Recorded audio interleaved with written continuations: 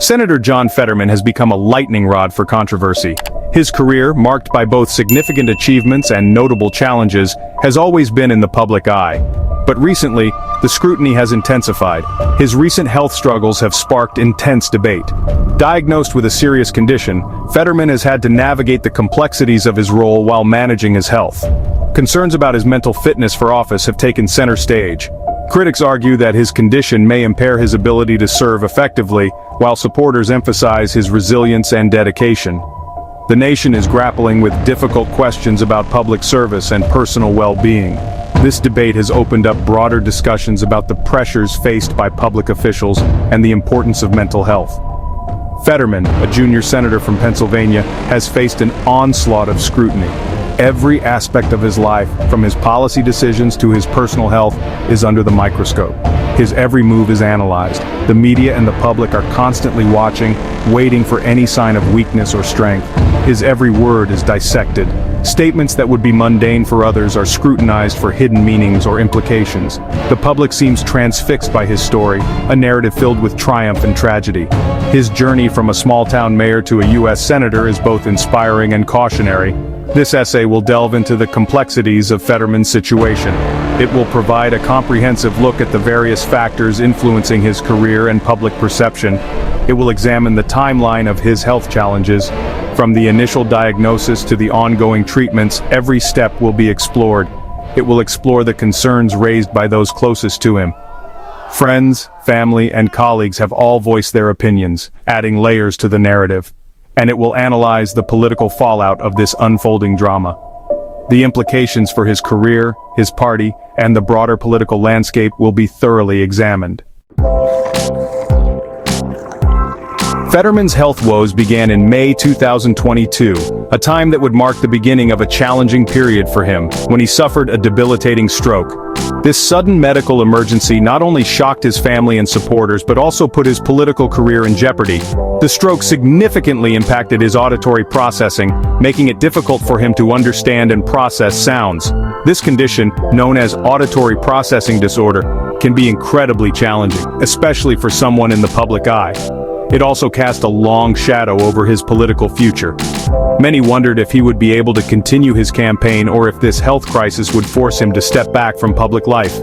Despite the setback, Fetterman remained determined to serve.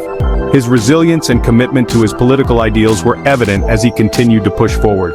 He continued his campaign for the Senate, ultimately securing victory. This win was not just a political triumph but also a personal one, showcasing his ability to overcome significant obstacles. However, his health challenges were far from over. The stress and demands of his new role began to take a toll on him. In February 2023, Fetterman checked himself into Walter Reed National Military Medical Center.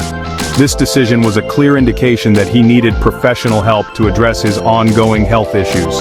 He sought treatment for clinical depression.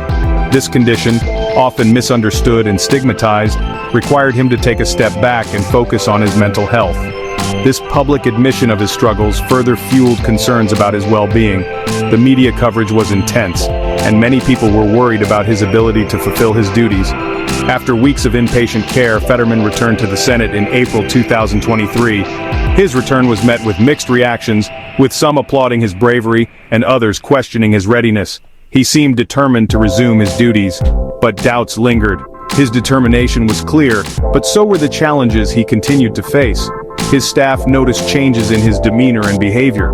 These changes were subtle but concerning, indicating that his recovery was still ongoing. Some worried that he was not fully recovered. The road ahead was uncertain, but Fetterman's journey highlighted the importance of addressing both physical and mental health challenges.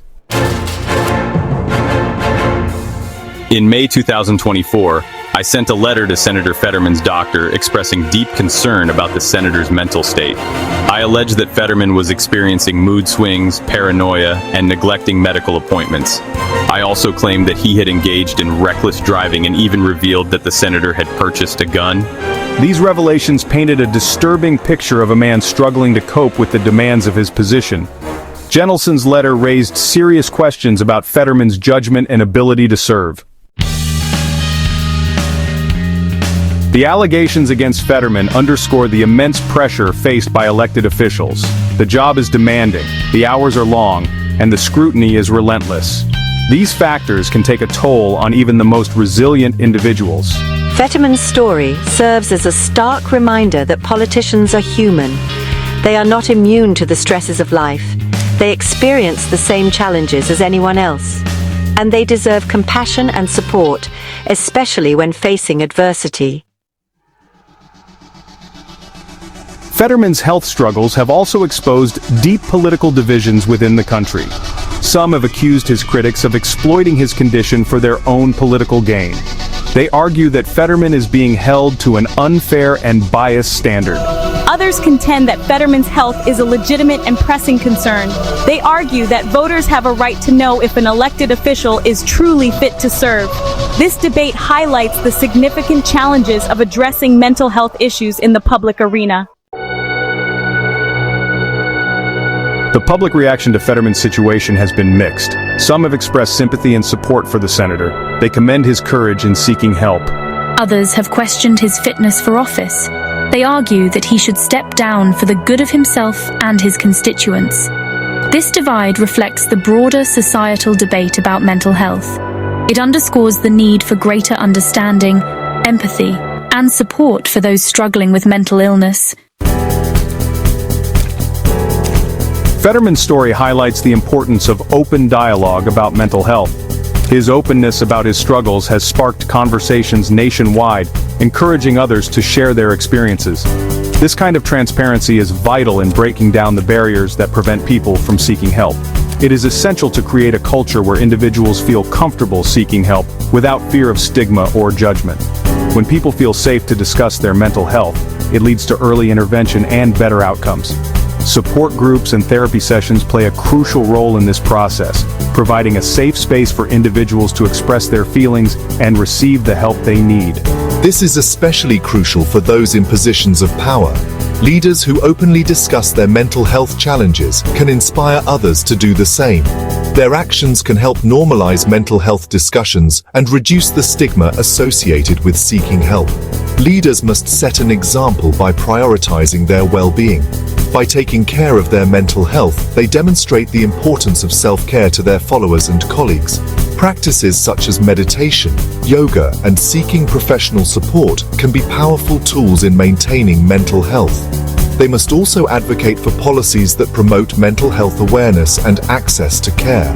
Legislative efforts can ensure that mental health services are available and affordable for everyone. Community leaders play a pivotal role in pushing for these changes and raising awareness about the importance of mental health. By fostering a culture of openness and support, we can create a society where everyone feels empowered to prioritize their mental health. Open conversations in community settings can help individuals feel less isolated and more understood. This collective effort can lead to a more supportive environment for everyone.